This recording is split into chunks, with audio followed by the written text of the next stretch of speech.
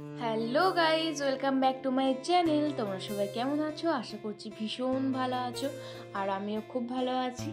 তো তোমাদেরকে তো আগের ব্লগে বলেইছিলাম যে সেদিনকে আমাদের ফিস্টে ছিল, মানে যেদিনকে মাসিরা নাচাতে এসেছিল। তো সেদিনের আর আমি পার্টটাকে বড় করিনি, যে সেকেন্ড পার্ট করে দেব। তো সেটারই ওই সেকেন্ড পার্টটা নিয়ে এসেছি।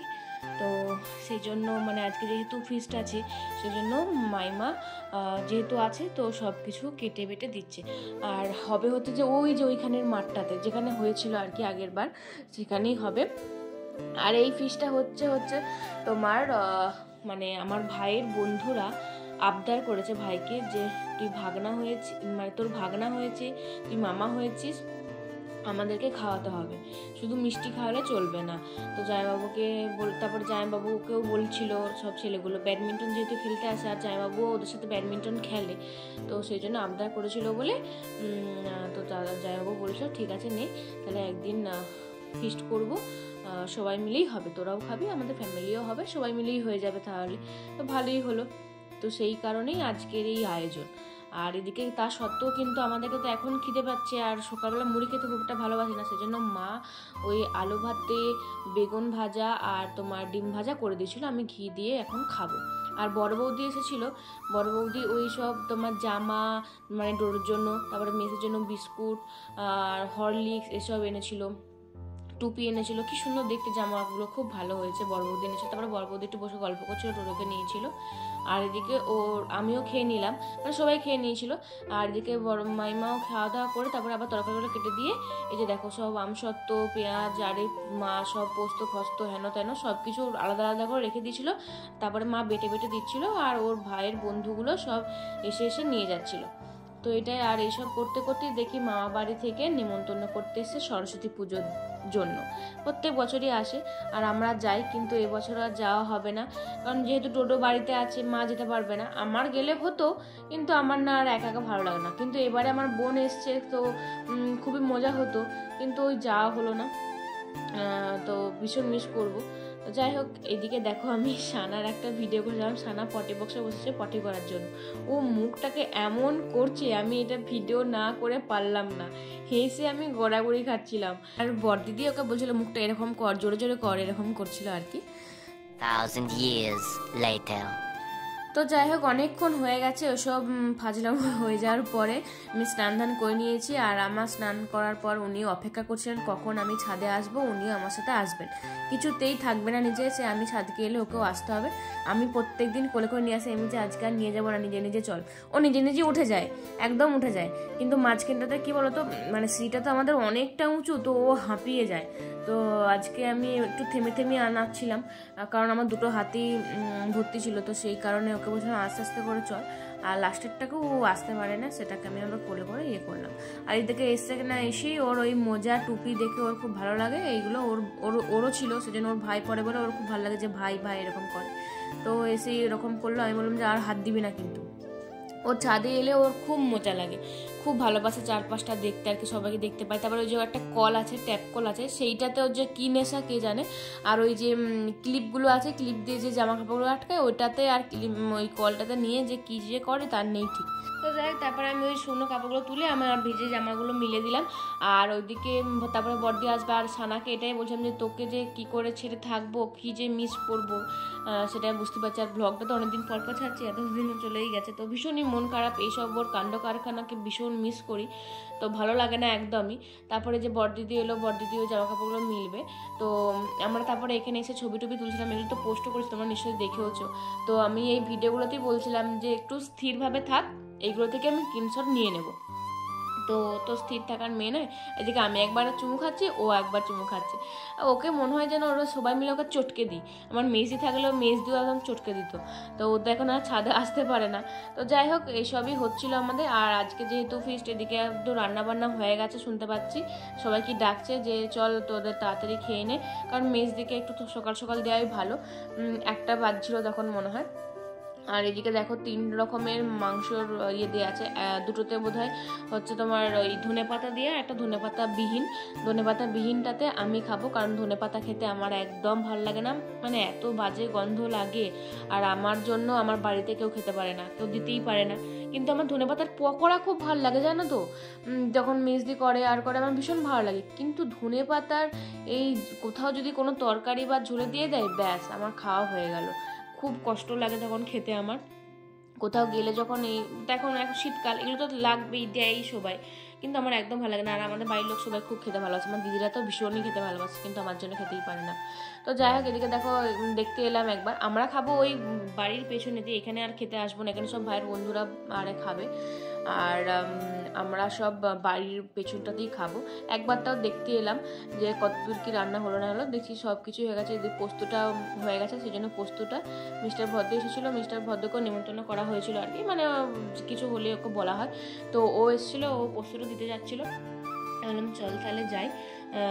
তো তারপরে ও ডোডোর সাথে দেখা করবে আর কি, ডোডোর সাথে দেখা হয়নি ওর, তখন একবার সোজা এই দিকেই মানে এখানেই চলে এসেছিলো। তারপরে এই যে সানাকে কল করেছিল, সানা যে খাবে না করছিল, সেজন্য ওর কোলে চেপে এখন খাচ্ছে, আর এদিকে ডোডোর সাথে একটু দেখা টাকা করে নিল। চলো এরপর আমরাও খেতে বসবো, ওইদিকে ওরাও খেতে চলে যাবে। আর তোমাদের কিছু মানে আগের ব্লগে কিছু কথার আমি উত্তর দিতে চাই বলতে সেরকম কিছু না। তোমরা অনেকেই ওই যে মাসিদের নাচানো নিয়ে আর আমরা অতগুলো টাকা দিয়েছি বলে তোমাদের অনেকের অনেক সমস্যা, যে আমরা কোনো প্রতিবাদ করিনি, আমরা চাইতেই দিয়ে দিয়েছি, এরকম একটা তোমাদের মনোভাব বা তোমরা ভাবছো।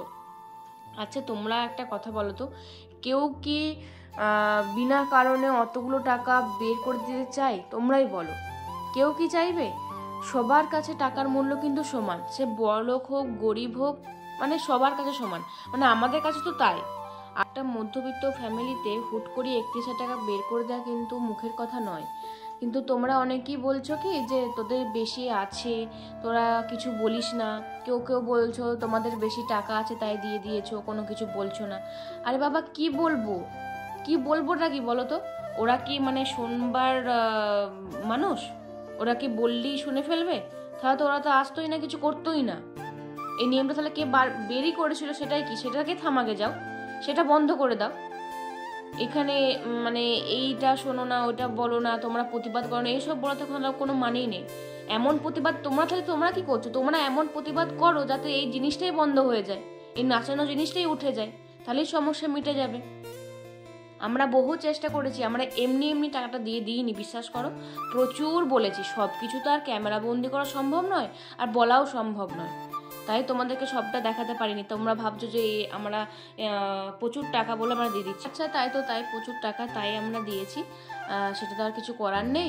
তোমাদের সাথে তো বাজে ঘটনাগুলো ঘটেছে আমাদের সাথে। আমার বড়দির বেলাতে না এরকম একটা জঘন্য ঘটনা ঘটেছিল। মা যখন গল্পগুলো বলে যে বড়দিকে যখন নাচাতে এসেছিল, তখন আমার দাদুরাও দিতে চায়নি, প্রচুর প্রতিবাদ করেছিল, কিন্তু সে এমন নোংরামি করেছিল যেটা আমি এই মুখেতে উচ্চারণই করতে পারবো না, যে এই ব্লগে বলবো তোমাদেরকে।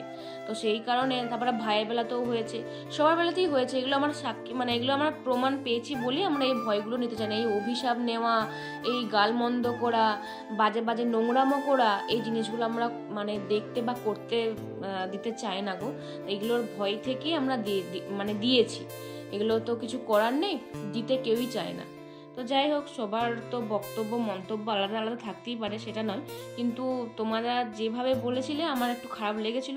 যাদের সাথে হয়েছে তারা জানে, তারা অনেকেই ভালো মানে বলেছে যে সত্যি এগুলো কিছু করার নেই, আর অনেকের অনেক কিছু মন্তব্য থাকতেই পারে, তার জন্য নয়, যে কেউ যার খুশি বলতে পারে। তো আমার কিছু মনে হয়েছিল যে আমার এগুলো বলা উচিত, তাই তোমার সাথে শেয়ার করলাম। তো যাই হোক, ওসব কথা বাদ দিয়ে দাও, একটু রেগে গেছিলাম, সরি। আর পরের দিনকে, এটা তার পরের দিনের ভ্লগ, তো দিদির শ্বশুরবাড়ি থেকে, মেসির শ্বশুরবাড়ি থেকে আর কি সবাই এসেছিলো, কাকি শাশুড়িরা সব এসেছিলো আর কি আমাদের ডোডোবাবুকে দেখতে। এমনি হসপিটালেও দেখতে এসেছিলো, কিন্তু যখন গেছিলো তখন হয়তো আমি যাইনি, তাই হয়তো দেখাতে পারিনি। তো যাই হোক, সবাই এসেছিলো ওই ডোডোর সাথে দেখা করতে, আর সবার সাথে দেখা হয়ে গেল। আর সব কাকিরা, ননদ আরও সব এসেছিলো, সবাই খুব খুশি ডোডোবাবুকে দেখে আমাদের। এটা হচ্ছে যে ওর মেজো কাকিমা, না সরি বড় কাকিমা, যেটা এখন উঁকি মেরে দেখছে, আর যার কোলে আছে সেটা হচ্ছে ছোট কাকিমা। আর সামনের চশমা পরা মেয়েটা হচ্ছে বৃষ্টি, মানে ওর ননদ। আর তার পাশের মেয়েটা, ওটার নাম হচ্ছে পাখি, ওর মানে পাড়া তো তো একটা ননদ আর কি। আর এদিকে দেখো কত কিছু এনেছে, এদিকে এত বড় বড় রসগোল্লা, মানে খেজুর রসগোল্লা, এগুলো সব ওই মাসিমণি এনেছিল আর কি। আর এত ভালো লাগে আমার, সবাই জানে। আর শীতকাল মানে এখন এরকমই, খেজুর রসগোল্লা ছাড়া কিছু ভালোও লাগে না।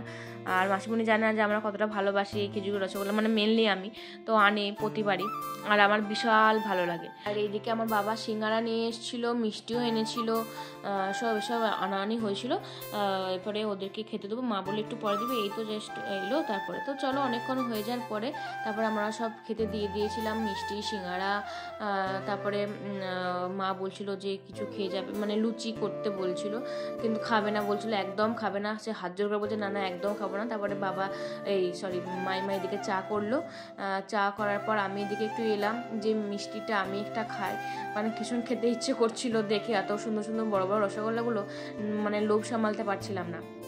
আর সিঙ্গারাটা আমি খুব একটা খেতে ভালোবাসি না বলতে ভালো লাগে মাঝে মাঝে, মানে আমি চপ টপগুলোই বেশি ভালোবাসি, সিঙ্গারাটা বরঞ্চ অতটা ভালোবাসি না।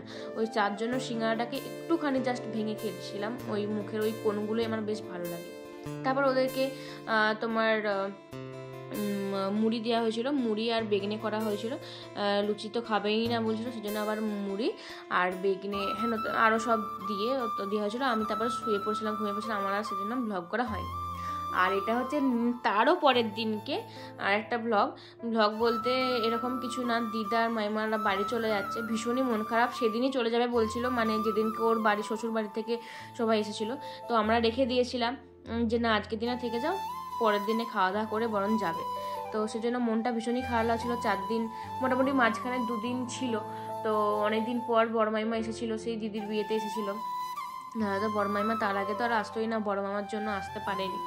তারপরে দিদাও এসেছিলো, মনটা একটু খারাপ লাগছিলো, কিছু করে না। এরপরে বড়দিদাও চলে যাবে, সেজন্য মনটা ভীষণই খারাপ লাগছে। একা একা সব ঘর ফাঁকা হয়ে যাচ্ছে, সুমিতাও চলে যাবে, সবাই চলে যাবে, ভালো লাগছে না। এদিকে সবাইকে প্রণাম করে নিচ্ছে। আর এটা সানা লক্ষ্য করেছে বহুদিন, হ্যাঁ মেজদিও একবার করছিল, সেটা ও লক্ষ্য করেছে, সেজন্য তার আগেই কিন্তু ও তার জন্য মেজদিকে প্রণাম করতে গেছে। এই দেখো, ও প্রণাম করার পরে মাথা ঠিকাবে না, বুকে ঠিকাবে একদম, যেন ভীষণ ভক্তি করে প্রণামটা করলে এরকম। আর দিদাকে করছে না, মানে বড় মাকে ওর, কারণ ওর আগে হয়ে গেছে এগুলো করা, সেজন্য বড়দি বলছে তুই করবি তো কর, নাহলে ওই হামাগুড়ি দিবি না। ও আমাকে বেচারি করতে আসছে আর ওর মাকে বুকে দিচ্ছে। ওই যে দিদাকেও কিছু করবে না, কারণ করে ফেলেছে আমার মাইমাকে আর দিদাকে ও করে ফেলেছে, সেজন্য ওদের দুজনকে আর কিছুতেই করবে না। সেজন্য বড়দিকে করলো, আমাকে করলো, মেজদিকে করলো। আর বড় মাইমার কাছে যাচ্ছিলই না প্রথম। আর যাবার দিনকে এমন হয়ে গেছে যে ওর মানে বড় মাইমার কোল থেকে নামছিলই না, শুধু ওর কোলে চলে যাচ্ছিল, ওর বড় মাইমার কোলে। এদিকে সবাই সেজন্য বলছে সবাই যাবি, বড় মাইমা একটু কান্নাকাটিও করছিল। তো কি মনটা খারাপ লাগবে অবশ্যই, অনেকদিন ছিল, একটু ভালোও লাগবে। সবসময় তো একঘেয়েমি ঘরেতে ভালো লাগে না, কোথাও গেলে এলে বেশ ভালোই লাগে। তো এই ছিল আর কি। আমরা সরস্বতী পুজোর সময় গেলে খুব ভালো হতো, কিন্তু আমরাও যেতে পারলাম না। আর সরস্বতী পুজোর ব্লগ যে কবে দেবো জানি না, মানে এত ব্লগ জমে গেছে, আর এত বিরক্ত লাগছে আমার, একদম ভালো লাগছে না এডিট করতে। আর এমনি বলছিলাম এখন একটু ব্যস্ত আছে, ওই ঠাকুমার কাজ ছিল, তো সেজন্য ঠাকুমার কাজেও একটু ব্লগ করেছি, জানি না কারণ ব্লগ যে পরে এখন হবে কি থাকবে না কোনো কন্টেন্টসের জন্য একটুখানি করে রেখেছিলাম। ঠাকুমার কাজের ব্লগগুলো তোমার সাথে শেয়ার করব, মানে এই কাজ শেষ হয়েছে সেজন্য একটু ফ্রি হয়েছি, নাহলে ভীষণ ব্যস্তই ছিলাম, প্রচুর লোকজন ছিল তো, হয়ে হচ্ছিল, সেজন্য আমি ভয়েস দিলেও সেই শুনতে মানে নয়েজ আসতো প্রচুর, তো সেই কারণে আমি ওই সময় আর কিছু করিনি। জন্যই এখন ফাঁকা হতে এখন আমি ভয়েস দিয়ে এডিট করতে বসেছি। আর কখন কি পোস্ট করব জানি না এই ব্লগটা, তো কবে হবে কিছুই জানি না সেরকম। তো চলো, দিদিরাও মাইমারা সব টাটা করে দিল, সুমিতাও হয়তো তারপরের দিনে চলে যাবে, মানে কালকে। ভালো লাগছে না কিছুই, মন টন ভীষণ খারাপ হয়ে যাচ্ছে। তারপর দিনে বড়দিরাও চলে যাবে, আমার কিছুই ভালো লাগছে না, আমি একদম একা হয়ে যাবো, আর সানাকে ছেড়ে থাকতে হবে, এটা বেবি আমার কান্না পাচ্ছে। তো যাই হোক চলো, আজকে ব্লগটা এই পর্যন্তই রাখলাম। যদি ভালো থাকে অবশ্যই লাইক কমেন্ট শেয়ার করে দিতে একদম ভুলবেন না। দেখা হচ্ছে পরের ব্লগে খুব তাড়াতাড়ি, তখন ভালো থাকবে, সুস্থ থাকবে, বাই।